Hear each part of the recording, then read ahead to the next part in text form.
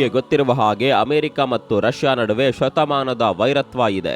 ಪಾಶ್ಚಿಮಾತ್ಯ ದೇಶಗಳು ರಷ್ಯಾವನ್ನ ಸಂಪೂರ್ಣವಾಗಿ ಒಂಟಿ ಮಾಡೋದಕ್ಕೆ ನೋಡ್ತಾ ಇವೆ. ಆದರೆ ಇಡೀ ಪ್ರಪಂಚವೇ ನಿಬ್ಬೆರಗಾಗುವ ಹಾಗೆ ಒಂದು ಘಟನೆ ನಡೆದಿದೆ.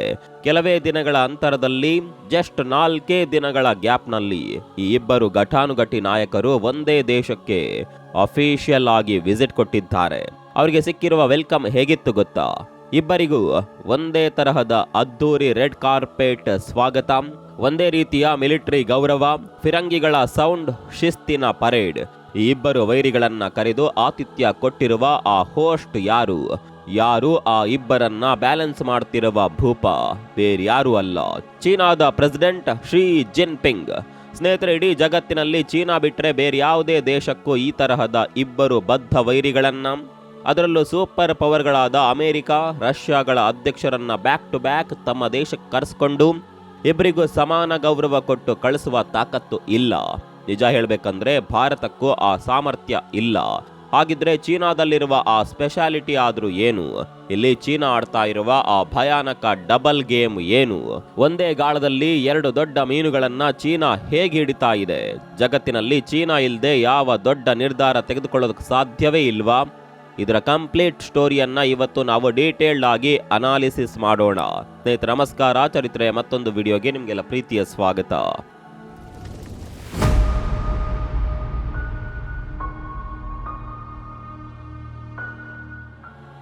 ನೇರವಾಗಿ ಅಸಲಿ ವಿಚಾರಕ್ಕೆ ಬರೋಣ.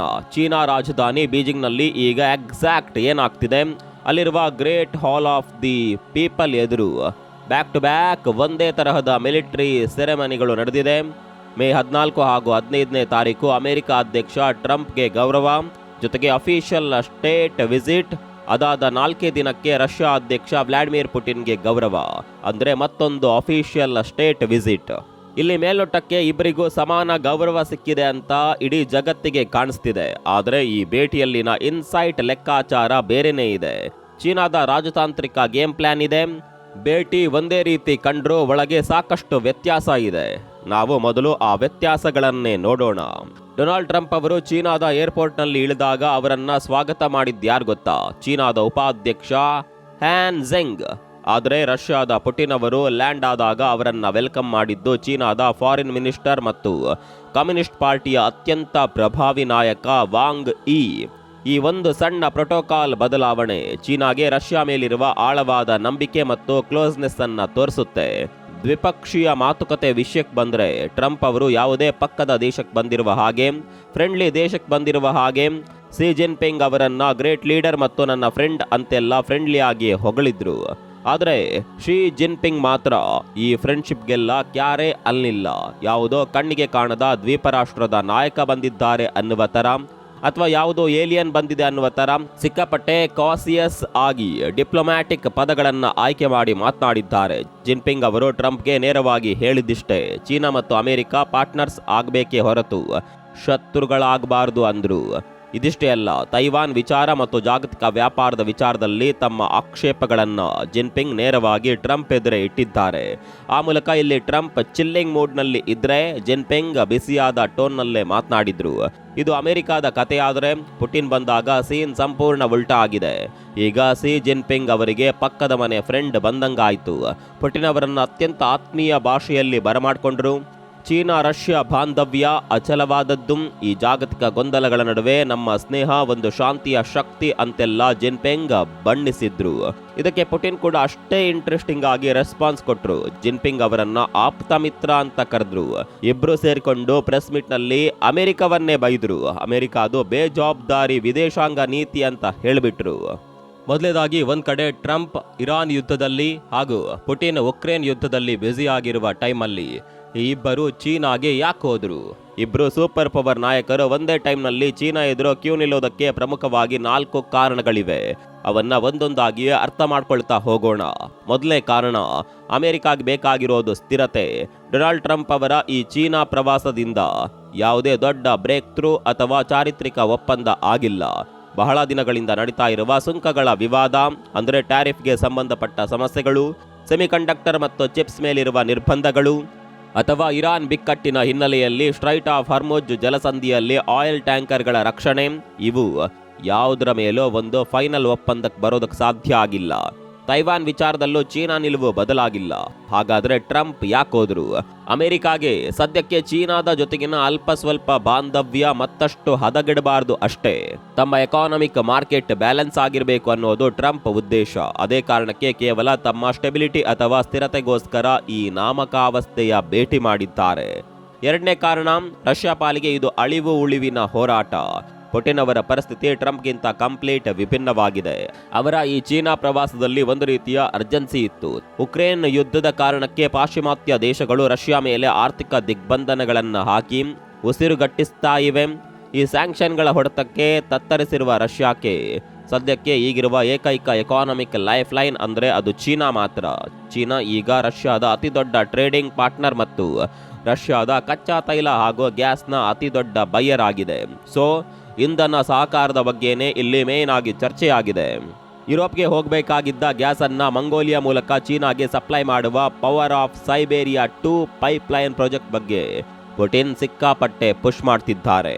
ಮೂರನೇ ಕಾರಣ, ಬರೀ ಇಂಧನ ಮಾತುಕತೆ ಅಷ್ಟೇ ಅಲ್ಲ, ರಷ್ಯಾ ಮತ್ತು ಚೀನಾ ನಡುವೆ trade, technology, artificial intelligence, transport ಮತ್ತು ಅಗ್ರಿಕಲ್ಚರ್ ಸೆಕ್ಟರ್ಗಳಲ್ಲಿ ಸುಮಾರು 20ಕ್ಕೂ ಹೆಚ್ಚು ಪ್ರಮುಖ ಒಪ್ಪಂದಗಳಿಗೆ ಸಹಿ ಹಾಕಲಾಗಿದೆ. ರಷ್ಯಾದ ನಾಗರಿಕರಿಗೆ ಚೀನಾಗೆ ಬರೋದಕ್ಕಿದ್ದ ವೀಸಾರಹಿತ ಪ್ರಯಾಣದ ಫೆಸಿಲಿಟಿಯನ್ನ 2027ರವರೆಗೆ ಎಕ್ಸ್ಟೆಂಡ್ ಮಾಡಲಾಗಿದೆ. ಸೊ ಡೊನಾಲ್ಡ್ ಟ್ರಂಪ್ ಭೇಟಿ ಕೇವಲ ಸಾಂಕೇತಿಕವಾಗಿದ್ದರೆ, ಪುಟಿನ್ ಭೇಟಿ ಮಾತ್ರ ಚೀನಾಗೆ ಕಂಪ್ಲೀಟ್ ಪ್ರಾಕ್ಟಿಕಲ್ ಮತ್ತು ರಿಯಾಲಿಟಿಯಿಂದ ಕೂಡಿದೆ. ನಾಲ್ಕನೇ ಕಾರಣ, ಚೀನಾದ ಬಿಗ್ ಬ್ರದರ್ ಆಟಿಟ್ಯೂಡ್. ಇಲ್ಲೊಂದು ಟ್ವಿಸ್ಟ್ ಇದೆ ಸ್ನೇಹಿತರೆ. ರಷ್ಯಾ ಮತ್ತು ಚೀನಾ ಎಷ್ಟೇ ಕ್ಲೋಸ್ ಫ್ರೆಂಡ್ಸ್ ತರಹ ಆಕ್ಟ್ ಮಾಡಿದ್ರು, ಇವರಿಬ್ಬರ ಸಂಬಂಧದಲ್ಲಿ ಸಮಾನತೆ ಇಲ್ಲ.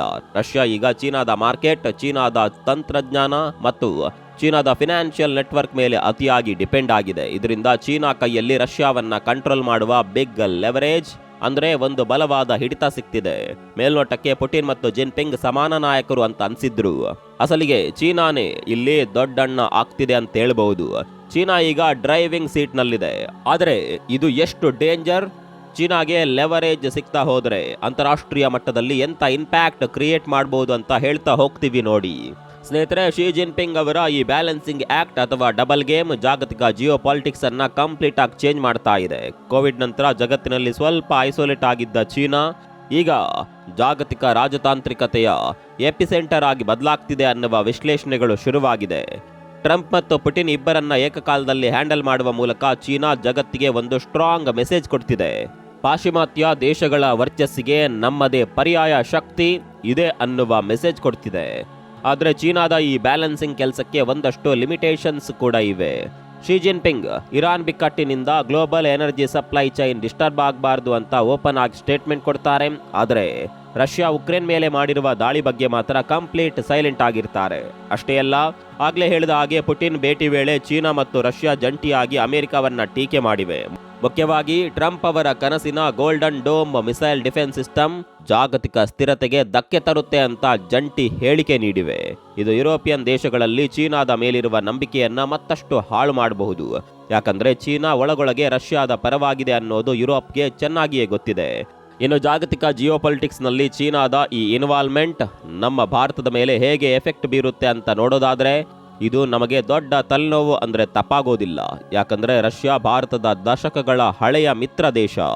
ಆದರೆ ಅದೇ ರಷ್ಯಾ ಇವತ್ತು ಆರ್ಥಿಕ ಅನಿವಾರ್ಯತೆಗಾಗಿ ನಮಗಿಂತ ಹೆಚ್ಚಾಗಿ ಚೀನಾವನ್ನ ನೆಚ್ಕೊಳ್ತಿದೆ ಅಂದ್ರೆ ಅದು ಭಾರತ ಯೋಚನೆ ಮಾಡಬೇಕಾದ ವಿಚಾರನೇ. ಚೀನಾ ಮತ್ತು ರಷ್ಯಾ ಇಷ್ಟೊಂದು ಹತ್ರ ಆದ್ರೆ ನಾಳೆ ದಿನ ಭಾರತ ಮತ್ತು ಚೀನಾ ಗಡಿ ವಿವಾದ ಮತ್ತೆ ಬಂದ್ರೆ ರಷ್ಯಾ ಯಾರ ಪರ ನಿಲ್ಲುತ್ತೆ ಅನ್ನುವ ಪ್ರಶ್ನೆ ಮೂಡುತ್ತೆ. ಅತ್ತ ಅಮೆರಿಕ ಕೂಡ ಚೀನಾವನ್ನ ಸಂಪೂರ್ಣವಾಗಿ ಎದುರು ಹಾಕೊಳ್ಳೋದಕ್ಕೆ ಆಗ್ತಾ ಇಲ್ಲ. ಭಾರತದ ಜೊತೆಗೆ ಅಮೆರಿಕ ಸಾಕಷ್ಟು ಸ್ಟ್ರಾಟಜಿಕ್ ಪಾರ್ಟ್ನರ್ಶಿಪ್ ಡೀಲ್ಗಳನ್ನ ಮಾಡ್ಕೊಂಡಿದೆ.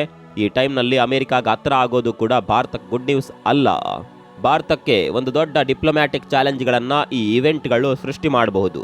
ಒಟ್ಟಾರೆಯಾಗಿ ಒಂದು ಅಸಲಿ ಸತ್ಯ ಏನಂದ್ರೆ ಗ್ಲೋಬಲ್ ಪಾಲಿಟಿಕ್ಸ್ನಲ್ಲಿ ಯಾರು ಕಾಯಂ ಶತ್ರು ಅಲ್ಲ, ಯಾರು ಕಾಯಂ ಮಿತ್ರ ಕೂಡ ಅಲ್ಲ. ಪ್ರತಿಯೊಬ್ಬರಿಗೂ ತಮ್ಮ ದೇಶದ ಹಿತಾಸಕ್ತಿ ಮಾತ್ರ ಮುಖ್ಯ ಆಗುತ್ತೆ. ಅದನ್ನೀಗ ಚೀನಾ ಮತ್ತೆ ಪ್ರೂವ್ ಮಾಡಿದೆ. ಅತ್ತ ಡೊನಾಲ್ಡ್ ಟ್ರಂಪ್ ಮತ್ತು ವ್ಲಾಡಿಮಿರ್ ಪುಟಿನ್ ಇಬ್ಬರು ತಮ್ಮದೇ ಆದ ಜಾಗತಿಕ ಸವಾಲುಗಳ ಮಧ್ಯ ಬೀಜಿಂಗ್ಗೆ ಭೇಟಿ ನೀಡಿ ಶಿ ಜಿನ್ಪಿಂಗ್ ಮೀಟ್ ಮಾಡಿರೋದು ಆ ಇಬ್ಬರು ನಾಯಕರಿಗೂ ಸಿಕ್ಕ ಒಂದು ಪ್ರೊಪಗಂಡ ವಿಕ್ಟರಿ ಅಂತ ಹೇಳ್ಬಹುದು. ಆದರೆ ಅದರ ಜೊತೆಗೆ ಅದೇ ಅಮೆರಿಕ, ರಷ್ಯಾ ದೊಡ್ಡಣ್ಣ ಚಿಕ್ಕಣ್ಣ ಅಂತ ಬೀಗಿದ್ರು ಇವತ್ತಿನ ಪರಿಸ್ಥಿತಿಯಲ್ಲಿ ಚೀನಾವನ್ನ ಕಡೆಗಣಿಸೋದಕ್ಕೆ ಯಾರ ಕೈಯಲ್ಲೂ ಸಾಧ್ಯ ಇಲ್ಲ ಅನ್ನೋದು ಕೂಡ ಪ್ರೂವ್ ಆಗ್ತಿದೆ. ಇದರ ಬಗ್ಗೆ ನಿಮ್ಗೆ ಏನನ್ಸುತ್ತೆ? ಈ ರೈಸಿಂಗ್ ಸೂಪರ್ ಪವರ್ ಚೀನಾ ಮುಂದೊಮ್ಮೆ ಅಮೆರಿಕವನ್ನ ಭೇಟ್ ಮಾಡುತ್ತಾ ಅಥವಾ ರಷ್ಯಾ ಚೀನಾಗೆ ನೀನೇ ದೊಡ್ಡಣ್ಣ ಅಂತ ಕಂಪ್ಲೀಟ್ ಆಗಿ ಸರೆಂಡರ್ ಆಗ್ಬಿಡುತ್ತಾ? ಕಾಮೆಂಟ್ ಮಾಡಿ ನಿಮ್ಮ ಅಭಿಪ್ರಾಯ ತಿಳಿಸಿ. ಮುಂದಿನ ವಿಡಿಯೋದಲ್ಲಿ ಸಿಗೋಣ. ಅಲ್ಲಿವರೆಗೂ ನಮಸ್ಕಾರ.